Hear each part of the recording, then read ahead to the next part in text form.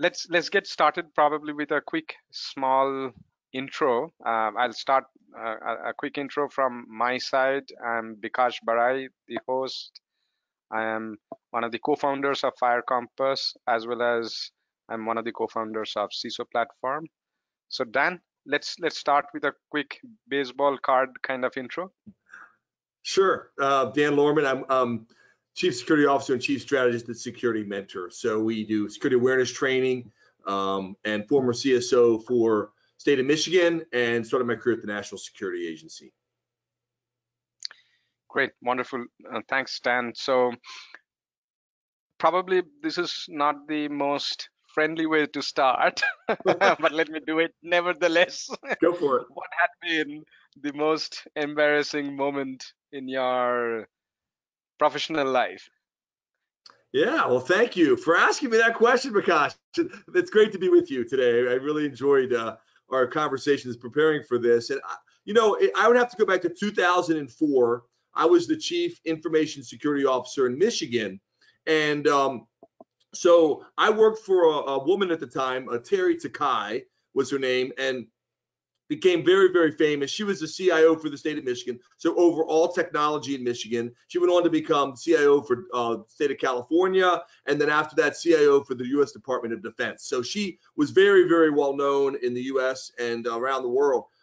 So Terry, this was our early days, and they say when you're first working for someone, you don't really know them that well, so you kind of have the forming, storming, norming kind of thing, and this was our storming phase. So anyway, one of the early things that happened, this was, I was asked, our security team, I ran a security team of around 30 professionals, and we were asked to put wireless networks in all of the conference rooms in state government.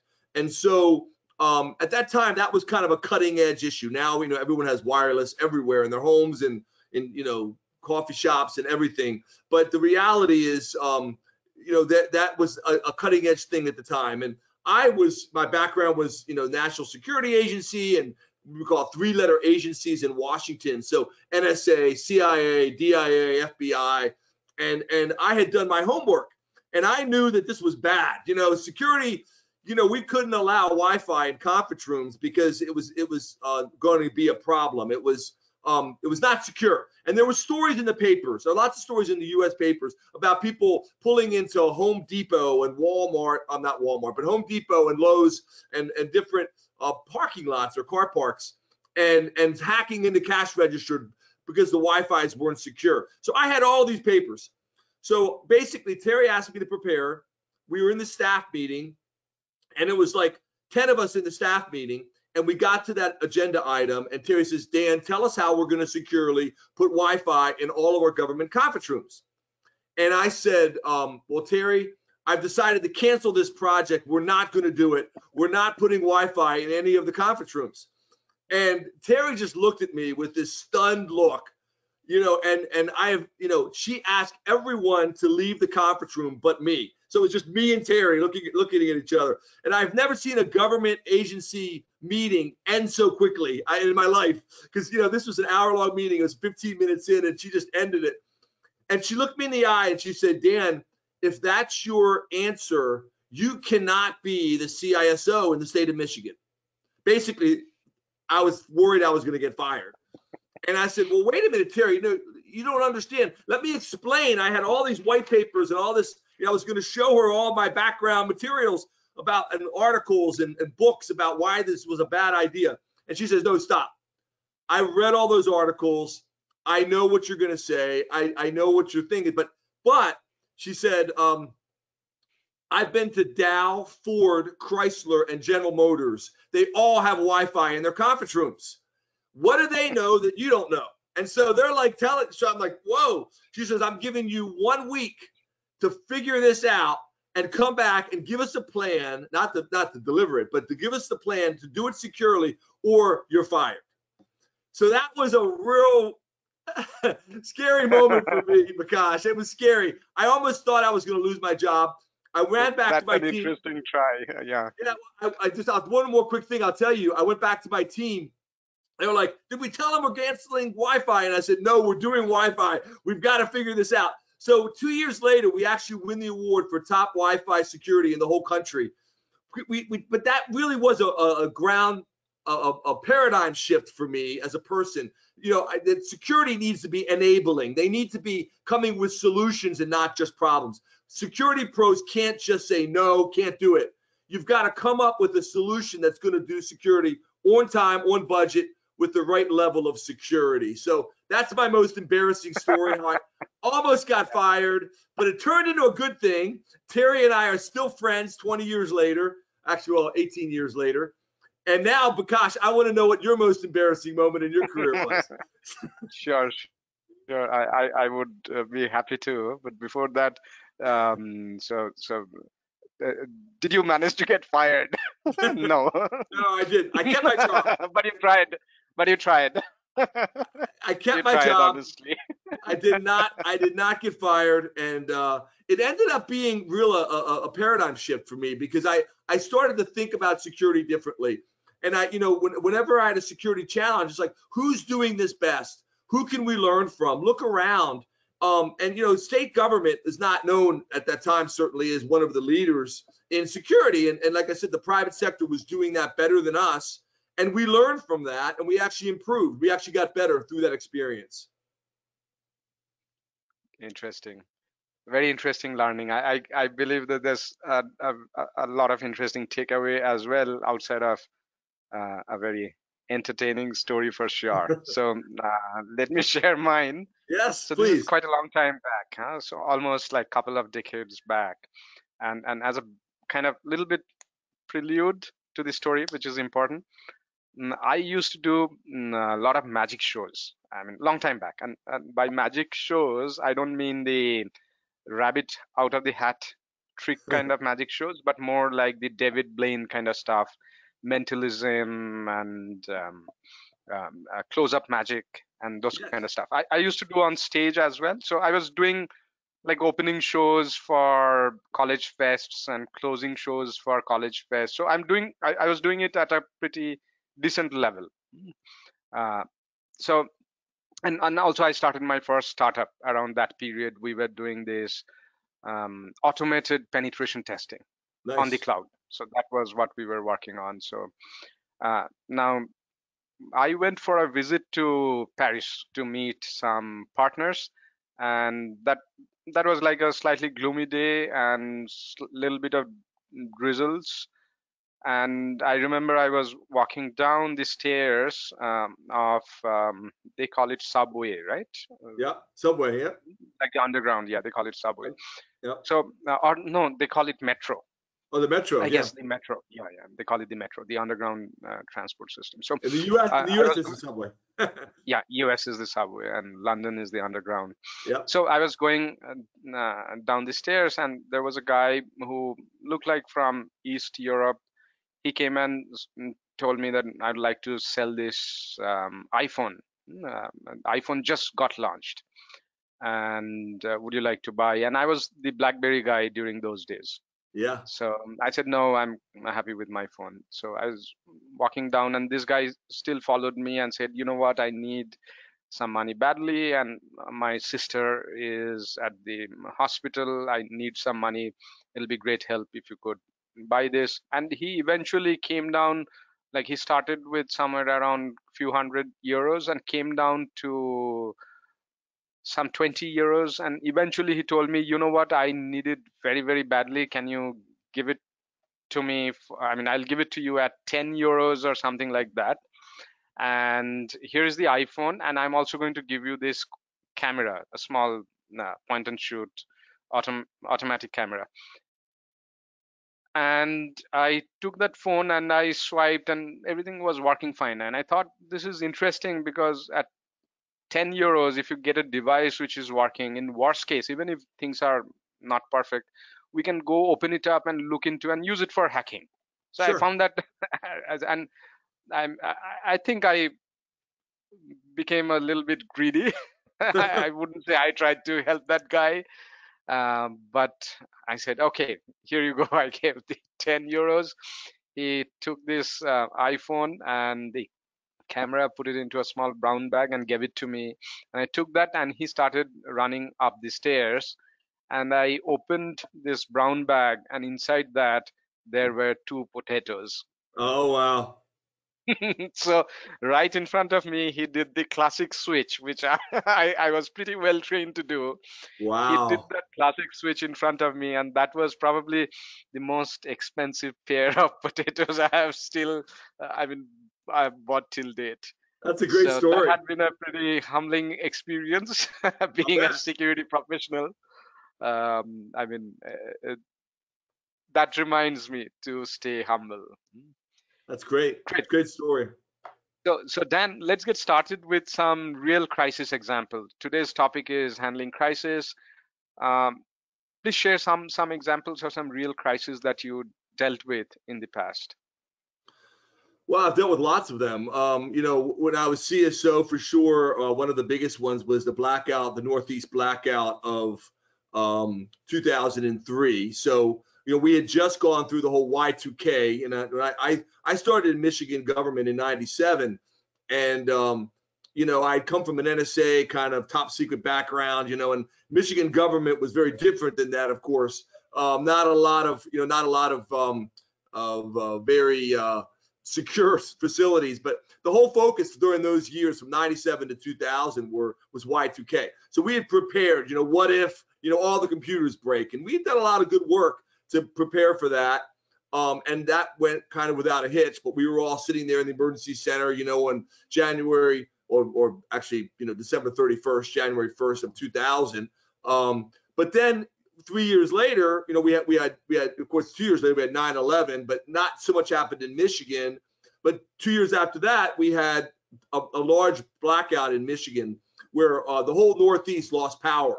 For 2 days, basically, we lost power. And it was basically a situation where, we had to all go to the emergency coordination center and respond to, no computers, no power, no, huge issues. A lot of people thought it was in the U.S. thought it was another 9/11. They thought, it was another terrorist attack. And all the people at the emergency coordination center, we were there for 4 straight days in a bunker with, a generator, and responding to all kinds of issues. The parts of the state came back like 24 hours later. Other parts came back more like 2 days later, and some came back 3 days later. But it was a major emergency, and New York was without power for a couple of days.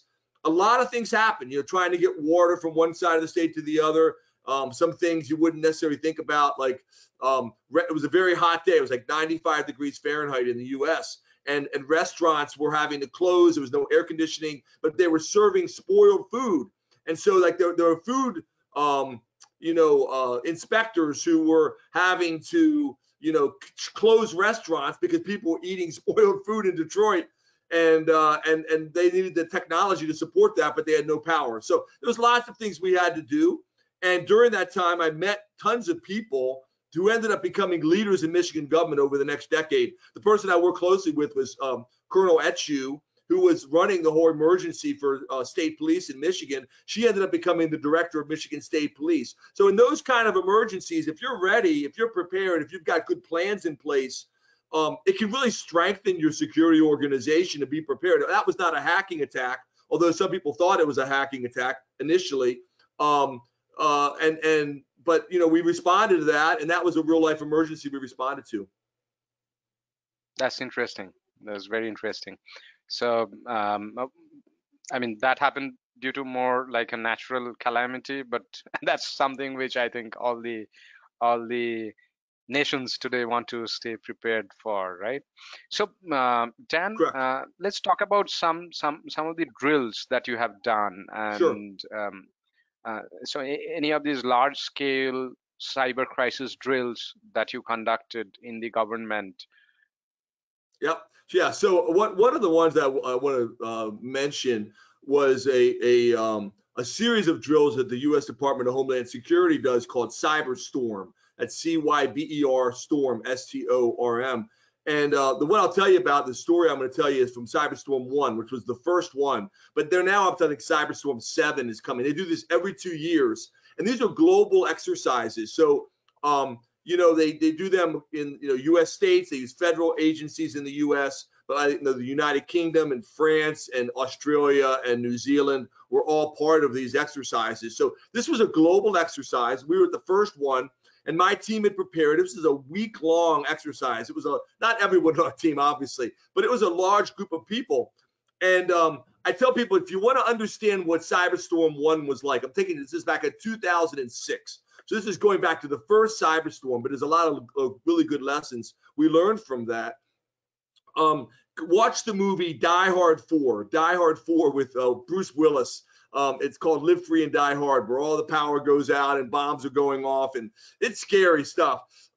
So we had a situation where the first day of this exercise, it was probably over the top, and most cyber exercises today wouldn't start this way, but they had bombs going off, kind of like 9/11 again. They blew up our data center. They blew up big parts of government. They hacked other parts of government, and all of our services were down for 2 days. And it was very, very intense. And we were like getting beat up. We were like humbled. Our team was just like, we were like done. I mean, we were really kind of overwhelmed. By Thursday afternoon, though, this is what I want to tell you about. By Thursday afternoon, we were told there's one more thing you have to do in this exercise to train your team. And we said, okay, what is that? They said, we have to get our Bull mainframe, Bull, B-U-L-L, Bull mainframe, which was, I don't know if they were even in business anymore, but back then they were a big mainframe shop. We need to get it back online so that we can pay the employees, because all of our services are down and we need to get a Bull mainframe. But our two Bull mainframes, our main mainframe and our backup, were gone. One was blown up, the other one was hacked and unusable. So we had to get a new one. So they said to us, we need you to contact Bull headquarters in Paris, in France, and get a Bull mainframe as soon as possible. So we're like, well, how do we do that? Well, in the instructions in this, it's all scenarios based, right? These are scenarios. And this was obviously didn't really happen. This is a scenario. Pick up the red phone and call Bull. So we picked up this phone and we're calling them, and the person on the other end's got this thick French accent. And I don't want to try and imitate a French accent, but the guy is talking to us. Yes, what is it? What do you need? And I'm like, we need a Bull mainframe. And they're like, we have one left. And like, great, one left. Awesome. We want to buy it right now. And we know what it costs. It's worth about $12 million. We'll give you $12 million for this Bull mainframe. And they said, well, we want, there was silence, and they said, we want $45 million. And we're like, wait a minute, $45 million? We know it's only worth $12 million. They're like, no, this is the last one. We have 4 other customers that want this Bull mainframe. We want $45 million. This was in 2006. And I remember putting my hand over the phone and telling everybody, they want $45 million. And everyone in the room was like all upset. This big room full of people and computers, and we're all, responding. And so we negotiated with them for the next 10 minutes. We ended up deciding like $23 million. We negotiated, we bought it. And this was all, a fictional exercise, right? Well, this is where it gets interesting, Bikash. So the next day, at the end of the exercise, there's always what we call a hot wash. A hot wash is where you go through the activities of the week. What went well, what went wrong, what could you do better, what did you learn, what were lessons learned, how can you prepare in the future based on these scenarios that happened. And one person raised their hand in the middle of this and said, we're saying, like, what do you think did not go well, and what was like unreasonable? And one of our experts, who became a very, well, I'm not going to name the person but it became a global CSO, very, very famous now, person, does cyber all over the world, said, Dan, that whole thing with the Bull mainframe, that would never happen. No one would ever extort money using cybersecurity. This was, and somebody yelled, yeah, it was kind of like we were being held for ransom. And somebody else said, yeah, ransomware, almost mocking, like laughing about this. This could never happen. This is a pipe dream. It's just never, we're going to drive, we'll take a plane to Pluto or something. This is just far-fetched. The funny thing was, Bikash, we look back at that now and we see ransomware became like the #1 story in cyber, like, threats It became in 2019 for sure, but even back in 2013, it started getting big. 2014, 2015, 2019, I think it was, for me, it was the top story in state and local governments in the USA. 2020, they say it doubled last year, 100%, and now it's going to even be worse in 2021. So my point is this: that whole exercise, Homeland Security thought of that 7 years before ransomware even became very big, and then even 15 years before it's like the #1 story. So my message to the people listening and to people watching us is you can learn a lot in these scenarios. You can think through things and even think through what might come next. And who knows, you may even be predicting what's going to happen 5 years from now in cybersecurity, because the bad guys are always looking for new ways to get into our networks, new ways to make money, new ways to extort money. And so we saw that way before ransomware became popular. Great, that's very interesting, Dan. So Dan, let's consider a scenario like this, that suppose we have to do a tabletop exercise Sure. for an enterprise. Can you give a kind of playbook for conducting tabletop cyber crisis drill? So you can start with who are the folks who should be in the room, how long should it be, what should be the structure, what are some best practices, what are some do's and don'ts. So building a kind of high-level structured framework for conducting a cyber crisis drill for enterprise. How would you approach that?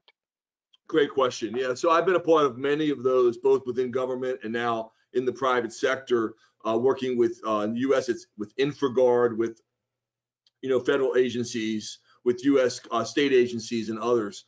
So first of all, obviously there are different types of tabletops. I'm going to talk about one that really, for example, in Michigan would be a whole of government approach, which really needs to involve the top executive. So whether it's government, but whether it's the private sector, like you said, it's a large enterprise, you need to really have the decision makers, the board members, and or the top, if you're in agencies, if you have different departments, those big decision makers need to be there, because they need to really understand, what happens when you have a ransomware attack, what happens when you have, you're hacked or you have a data breach. What are the steps you need to go through? So the first thing I would say is around that table at a high level, you need to have the business executives included. So you need to have elements of legal. You need to have elements of financial, your CFO. You need to have, obviously, in government, we have police, the people who are enforcers, the security team, the people that are actually going to be implementing this from a technology perspective. So CIOs, chief information officers, also, different types of experts in business area. So whatever, who knows which area might be hit. Last year, the biggest area in the US was hospitals. So if this was a hospital tabletop, the scenarios for doctors might be slightly different than it might be for a government. Or if it's for a bank, it could be different. What are the different functions? Maybe it hits one part of the bank and maybe not another part of the bank. So you want to make sure those leadership roles from all across the enterprise are there at the table. And that's really important, getting them involved. The other thing is you want to make sure that as you're putting together your scenarios, and I would just recommend, go to, in the USA, I don't know, other parts of the world as well. I know the UK and USA very well, but NIST is a great place to go. National Institute of Standards and Technology, a great resource. I will just tell people, we're not using slides today, but the CSRC, Computer Security Resource Center, csrc.nist.gov is a great resource, like a library of different types of scenarios and questions you can get in different types of contexts. But there are a wide variety of scenarios. You can bring in third parties to help you build these scenarios, or you can actually find them on the web. A lot of them give away for free that you can use. But you want to make sure you're asking the right kind of questions. You have the right people in the room. And so how long? Bikash, it really depends. I've seen it done in 4 hours. I've seen it done in 8 hours. I've seen it done in 2 hours. I think it's hard to do it in less than 2 hours. Some people can say I can do it in an hour. Well, I mean, some people, I don't know that that's a full functional tabletop. Some people like maybe ask one question at a staff meeting every month or something, but that's not the same. What are we prepared for this? Are we prepared for that? So really thinking through what would you do business wise given this scenario. So asking questions around what would the technology people be doing? What would the lawyers be doing? What would the legal team be doing? What would the CFO be doing? And so you want to make sure that your scenarios really include all of those key roles and make them as realistic as possible. So obviously you're not going to necessarily be exactly like what your competitors went through recently if they had a ransomware attack, or maybe what another company did. But you can get some very realistic scenarios to say this happened. All of our data was encrypted in a ransomware attack, or for example, how would you provide payment? Would you pay the ransom? Would you not pay the ransom? Do you have cyber insurance? What are the components of cyber insurance that you need to look at, and what is their perspective on this? So, there's a lot of different pieces. Let me stop for a minute and any specific questions you want to ask. I mean, I can tell one or two stories of where it actually happened and what happened with cyber insurance and stuff. Some real life stories that might put some flesh on this bones. Yeah, sure. So Dan, let's discuss a little bit on this. So I was actually kind of driving a similar exercise just a couple of weeks back, and what we did was something like this: that we did the first round of exercise where we set the context. We got all the executives in the room, and we discussed that for this department we now need to decide on this, like the press or the media interaction team, they need to come up with certain kind of responses, right? And then the customer success team needs to come up with certain kind of responses, etc. So what we did was we came up with certain action items. And then we decided that we're going to meet once more and go deep. So what we did was, it was like a prelude to the next exercise, which is where we are going to go deep. So what we kind of did was, instead of doing it in one go, we decided to do it in 2 steps. So Dan, what had been your experience? Like, typically, do you suggest like go for like this a single round exercise, or do you think sometimes breaking it into 2 parts is interesting? Any thoughts on how to make it very effective so that some real stuff come out of it? So our goal had been not just to kind of be mentally prepared, but also to create those responses and to create those templates, so that out of that exercise we have some real readiness, apart from the kind of preparedness from the kind of thinking perspective, etc., but get all these things written down. So what's your thought on that in terms of doing it as a single exercise or breaking it down? Yeah, most of the times I've seen it done. Again, most of I have been a part of a couple in the private sector. I've been part of more in government and statewide. Like, what if we had a health emergency? We actually, quite frankly, did a bunch of exercises around pandemic prior to COVID, and being prepared. And obviously, there's all kinds of people that need to be involved in that. Even now, there's scenario-based things about what's going to happen with vaccines and all kinds of things related that aren't specifically cyber related. So I've seen it done both ways. I see it more often being done, at least in the U.S. in my experience, as one set of events. Maybe come back 6 months later or a year later and do a different scenario. So it's not healthcare. Maybe now it's transportation. Maybe it's protests in the streets. How are we going to respond to that? So different scenarios, and do that over a series, maybe over one a year. I've seen one a year. I've seen one every 6 months. And usually it's 1 to 2 hours, and then come back, to a different focus on a different set of things the next time around. I have seen it done the way you described as well. An hour here, an hour there, an hour here. I think one of the problems that you have with that, in my experience, sometimes you don't have the continuity. People lose the the flow, the urgency, the sense of, if you want to create a sense of urgency and, oh, what are we going to do? And do we have a plan for that? Have we thought about that? I mean, people are supposed to be coming to these tabletops with their plans. It's not like shoot from the hip and, oh my gosh, never thought of that. What are we going to do now? I mean, that's a real problem if that's the case, right? I mean, you want to be coming with your hopefully your teams have thought through these scenarios, and now you're going to be testing your plans. You're testing, and then you're coming out with action items, like you said, Bikash, to actually improve the plans that you have. What would we do if? Okay. So one of the things that I've seen, I just want to mention a real life story that's like with ransomware that kind of put some meat to this. We had I'm not going to name the name of the company. We had an organization here, not government. It was a nonprofit in Michigan that was faced with ransomware attack. And it was like let's just say, I'm not going to give you too many details, but the story makes sense as I go through this.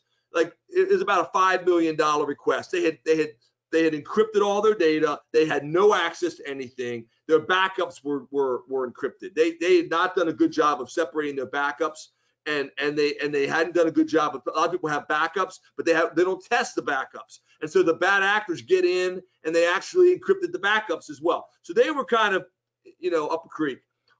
They didn't want to pay. They had cyber insurance, and in the U.S., the cyber insurance company said, look, they came in, it's your decision. It's always the company's decision, but we know these people and we're going to negotiate it down to 1.2 million. We know we can get these guys down from 5 to 1.2. So they already, like, the cyber insurance company had the playbook, right? So we're going to negotiate this down to 1.2 million. And oh, by the way, if you don't do that, we're only going to give you, even though their cyber insurance policy was actually for 5 million, we're only going to give you 1.2 million. And we think it's going to cost you like 8 million to restore all your systems and everything you have to do. So they almost felt like, and again, I'm not saying this is always true with cyber insurance. They almost felt like they had to pay, they had to go with what the cyber insurance company wanted to do to get their data back. So sure enough, the cyber insurance paid the 1.2 million. They got most of their data back. They still had some problems, and then they were able to restore the systems and go from there. But the requirements from the cyber insurance company, it plays into a lot of these scenarios for a lot of companies. The other thing I'll mention, I don't know if you saw the headline a few weeks ago, there was a company in the United Kingdom that had a big ransomware. They paid out millions of pounds, and then they didn't do anything. And 2 weeks later, they got hit again, the exact same people. So it's like it's almost like your story of getting the 2 potatoes in the bag. I mean, it's like they paid the ransom, they got the keys back, they got their data back, but I don't know if they were, all went on vacation or what they did, but they weren't ready. Maybe they put together a plan for what we're going to do, a year from now, but they didn't have a year. I mean, they had, get on it when their data came back. They paid the ransom, and then guess what? They got hit again and had to pay twice. That's a funny story. All over the papers in the UK. You can read about it. Yeah. So Dan, one interesting kind of takeaway from what you mentioned, and also the kind of problem which I faced. The reason why I decided to kind of break down the drill into 2 parts was because the team never did something like this before. Yeah. And we wanted some real outcome, and we wanted them to come prepared. And Sure. what you mentioned, something which I kind of noticed while you were telling it, was that when you do this exercise in one go, you expect everybody to come prepared with their plans.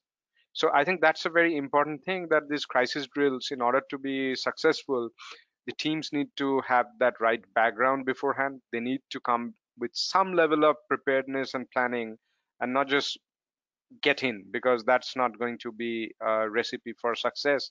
So back to this recipe for success, Dan, any of your suggestions in terms of do's and don'ts in order to make these tabletop exercises successful? One is like this preparation, right? So this is something very important. Any other thing which you suggest? Yeah, let me just add one more quick thing to that. I have a couple here I can go over, but preparation, we always had read-ahead materials. So it was like real life scenarios, people, or it could be like, here's what happened at this other company. Here's what happened at, a competitor of ours, or, here's what happened. Maybe you want to do it in the same industry, and or materials like, before you even started the exercise, you kind of gave the intelligence. But again, this may be not a real situation, but like, here's what's happening in the world. For an oil company, the price of oil has plummeted, yada, yada, yada, yada, kind of preparing people in advance for the scenario that's going to hit them on the day of the exercise. So yeah, I mean, definitely that should always be part of some preparation, and making sure people who are coming in know what their role is going to be, know what their some background is. Another thing we did, so I start giving you some other tips. What often happens at these is they start throw curves at people. What I mean by that is, kind of like you can play cricket, but throw in U.S. baseball, curveball, change it up. So what do I mean by that? Like, they would come in day one and say, you, and you, tap them on the shoulder, you're gone, get up, get out of here, go stand in the corner of the room. You're an observer, you can't say anything. It's like, wait a minute, that's the CFO you just tapped on the shoulder. You can't. Yeah, but he's in Germany. So he's not able to be here right now. So, and what about that guy? Well, yeah, that's my chief security officer. He's on vacation at Disney World. So we're going to let him, so we're going to put him down in the basement, and you can call him on the phone, but he can't be in the room here. He can't look at any of the stuff, going on. So, that happens a lot. Try and, that's one way you can throw them a curve, or you can, something they're not expecting. Because inevitably, whatever you plan, whatever you're thinking, whenever you think you're ready, you're never ready, right? Because it's never exactly like, I remember during the blackout of 2003, people said, afterwards, I got interviewed by all these TV stations. Were you ready? Were you ready? And I'm like, well, we didn't have that exact scenario of like this blackout, but we did have a lot of the plans. We had just run a tabletop exercise. We had just gone through Y2K a few years earlier, and we had about 80% of it we were ready for. But 20% of it was different. 80% we were ready, and that was pretty good. So, but change it up. So throw curveballs, as we say in the U.S. That's another thing. I think you need to really, as you mentioned, another real tip is, a lot of times people get through the exercise and they want to just kind of like say, okay, I'm done. See you next year. See you next January, right? Taking action items, like you said, and then having people report back. It may not mean you have to have the entire team, reassemble for part two, and that's great if you can. But it may be that you just have what we call, action items that people have to like report back on by email, or maybe the team comes back and says, we want everyone to do the, you assign who's responsible for those action items. You have to have a name next to the action items. These other people can participate. Bob, you can get together with, Sarah and Mary and Bill, but Bob is the person we're going to hold accountable, and we're going to look for you to come back and update our plan to include this scenario. That kind of a thing. So, making sure you do have actionable items, I think, is really important. I think one more thing I would mention is, ask people for feedback at the end. I talked about the hot wash in my example a few minutes ago. Whether you call it a hot wash, whether you call it feedback, maybe you do it in a survey. We do this with customer service all the time and other types of things like that. Is, what did you think was reasonable? What could we have done better next time? And you get some pretty sophisticated answers from some executives, around, it gets them thinking. It gets them thinking outside the box. It changes things up from their normal environment. I've even seen people say, and this is another little side tip, go to an offsite, go somewhere else, get people out of their normal environment. So, during an exercise, and sometimes the people are doing it all. This is hard with COVID because people are working from home, right? So, doing virtual exercises is really hard. But they would get people in the same room, and they would often do that as an offsite or get them to the emergency coordination center. If it's a tabletop, you may or may not be able to go to the actual place where you would be if it was a real emergency. You may, but you may not. But getting people out of their normal environment so they're not like going back and checking their email all the time. Or we had people who disrupted. They would pop in and pop out, pop in, pop out, and they were not really engaged. They weren't like freed up. Some people would say, turn your cell phone off. And you say, what a real emergency, wouldn't we be texting each other, whatever? But if it's a tabletop exercise, it's the discussion, the comments are very important, and you want people to be focused. Just like if you go to someone, a friend or a spouse for dinner, you don't want them on the phone the whole time while you're having dinner with them, right? We all know that. That's not very polite, right? It's not very good etiquette. So you want people engaged, you want people participating, and you want them there. You don't want them kind of coming in, coming out the whole time. Yeah, Dan, that's a great point that you mentioned. So I remember one of those, like, learning from failure cases kind of stuff. So I mean that this is not something which not part of my usual stuff that we do. In my normal day-to-day stuff, we are into red teaming kind of stuff. But Yeah. in a few cases where I had been part of the advisory board, etc., I had done some of these exercises. So I recall one of the cases where some of the folks got into the room late, around half an hour late. So they missed the complete context and the setting. Yeah. And then during the session, we did this curveball where they wanted to kind of revive everything from the backup, and we said that the backup is encrypted. Yep.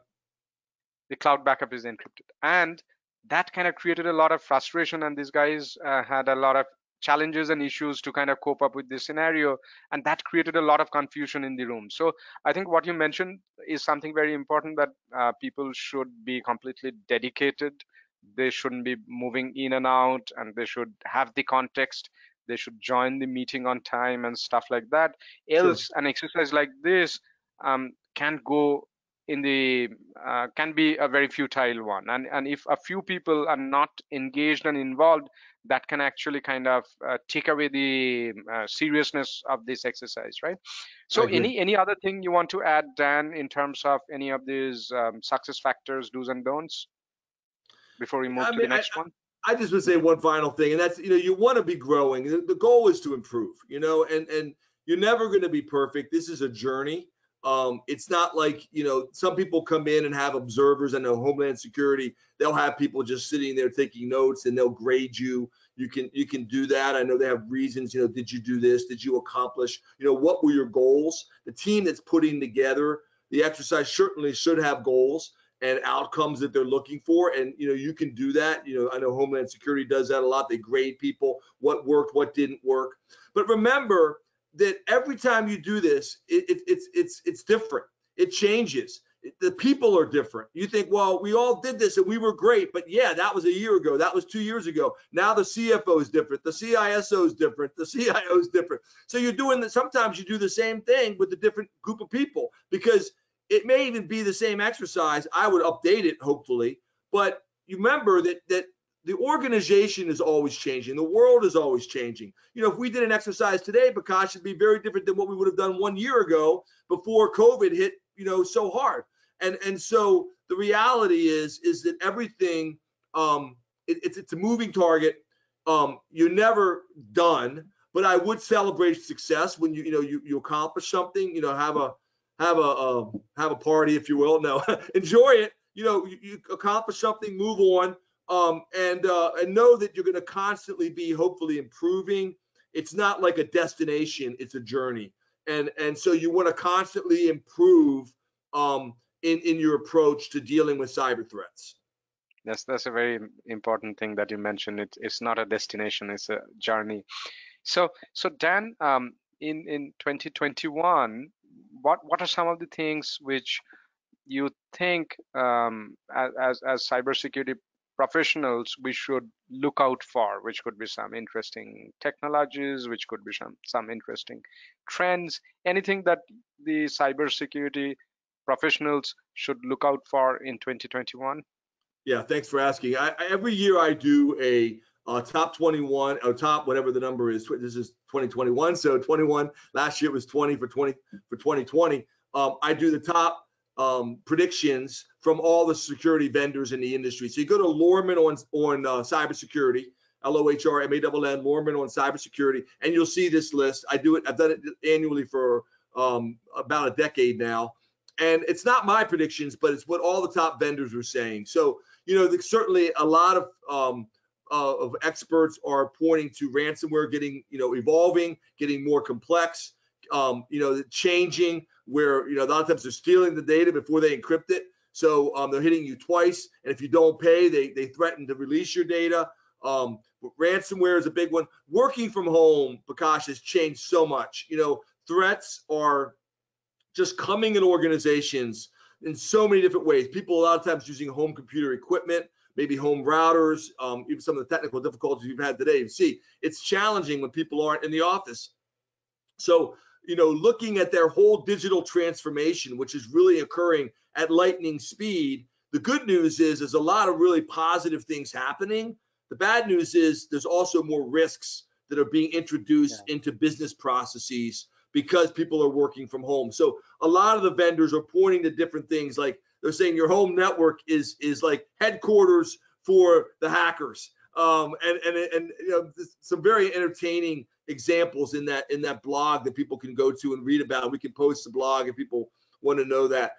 But artificial intelligence is certainly, and machine learning is becoming more and more central. And it's being used against organizations. So you need to be thinking hard about, how are you going to automate a lot of your processes? That's a big area. And then one more I'll mention, movement to the cloud. I mean, so much is moving to cloud, cloud security, cloud platforms, and the cloud security is becoming so important. A lot of people say this in the US, hey, I'm moving all my data to the cloud. I'm moving all my processes to the cloud. Google does it better than we do, or Microsoft does it better than we do, or AWS, Amazon Web Services does it better than we do.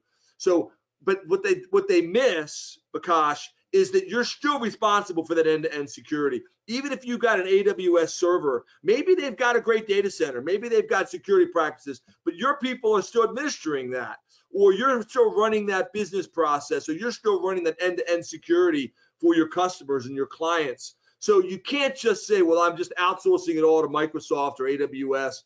So really, cloud security is becoming even more important, and really something that organizations need to really take a look at. What is their processes? One word, a term that we use a lot in the U.S. is SASE, S-A-A-S, SASE, or S-A-S-E. Not sassy like S-A-S-S-Y in the U.S. It's like, it's S-A-S-E, SASE. Look it up, read about it.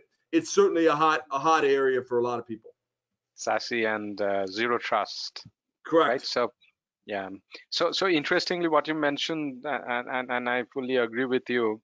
The attack surface all of a sudden has changed so dramatically for organizations. Yep. That today people actually don't know of all the assets they have. They don't know the attack surface, and it's continuously changing. Even the home router, the system which end user is using from home, these are all now part of the extended attack surface, right? Then you have the cloud, and teams are creating new cloud assets, and cloud interestingly scales everything. It scales security. It can also scale insecurity, both together. So I'm a big believer of cloud, and I believe that cloud in the long run is going to create a much more safer world if done right. And I am kind of very confident that we will do it right as an industry, because there is business in there. So if there is a business driver, it will get done, right? So, but in the interim, this time is very vulnerable, because a lot of time people who are just moving to the cloud are not aware of the configurations, the way it should be done. a lot of people are not aware of MongoDB having the default kind of configuration is insecure. Yep.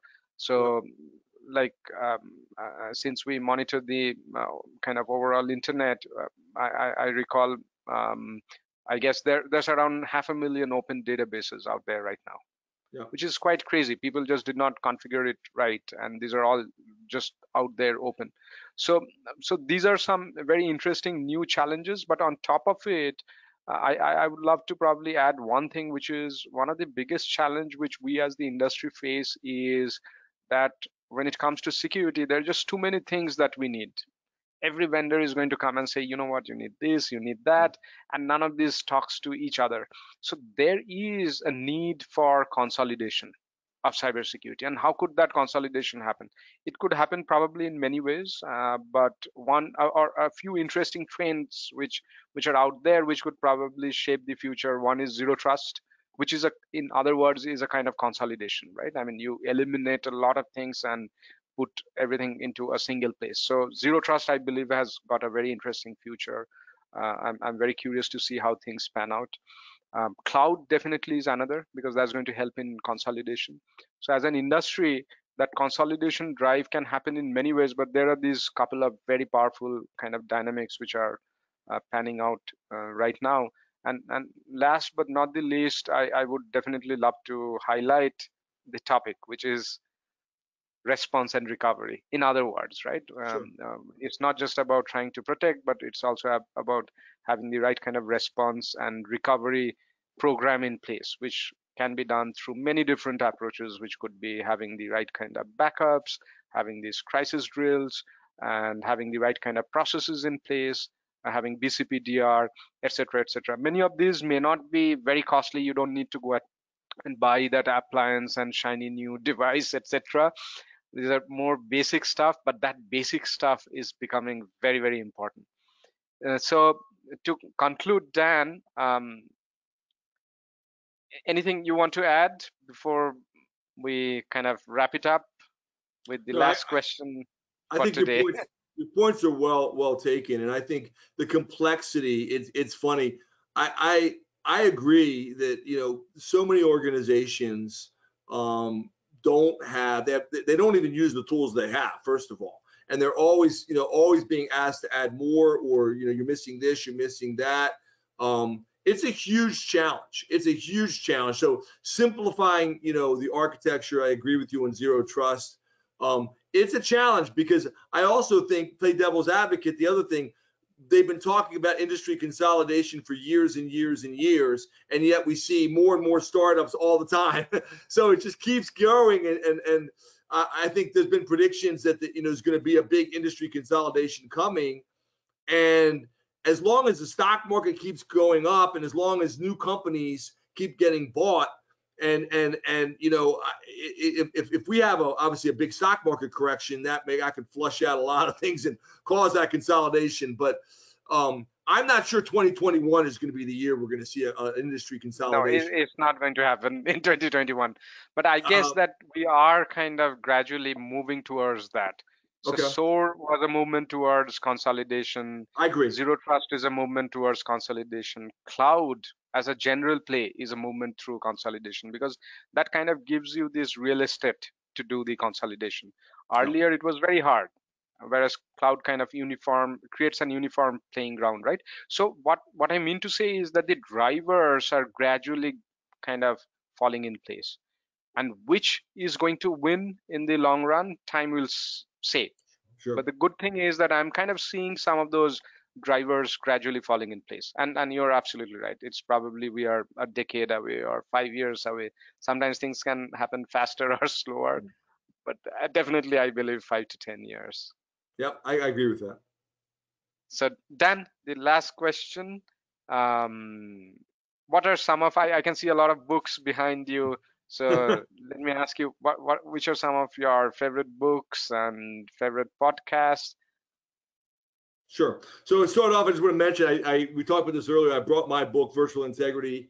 You can all look at this. This is actually, there's actually, believe it or not, an Indian version that came out. So it was this version here, which actually brings together we talked about it earlier, Bikash, brings together kind of my faith and online life, so, the importance of protecting yourself in cyberspace, brings in cybersecurity and everything, but also brings in ethics and the importance of cyber ethics, brings in, kind of puts it to light, real meat on the bones around that. So those are some books I've read. I've been a part of a couple books, CIO Leadership for state and local governments, Emerging Trends and Best Practices. Another book I did a chapter in. I've done chapters in about 5 or 6 books, CIO Leadership for cities and counties, Emerging Trends and Best Practices. Again, all these are available at Amazon. You asked me about other books that I've read that I like. This one's by Bruce Schneier, Secret and Lies. He's got a number of great books that I read. A lot of the books behind me, as we were talking about earlier, are a wide variety of topics. My wife and I both grew up as children of pastors. So my father was a Lutheran pastor. My wife's father was a Presbyterian pastor in the Christian faith. And so we do a lot of reading on different topics around history, but also around our faith, but also around cybersecurity. So I love to read books. I'm always blogging and writing and podcasting, like with you. So I enjoy a lot of really great conversation with people like yourself. And so I really do try and read a lot if I possibly can. But encourage people to, on Twitter, I'm at govcso, and I'm also on LinkedIn. I'd be happy to link with people. Feel free to reach out to me, and I'll link with you. Wonderful. Dan, thanks a lot. This had been a fascinating conversation. Thank you for joining us. Well, thank you for having me. I really, really enjoyed the conversation. So have a great day. Thank you.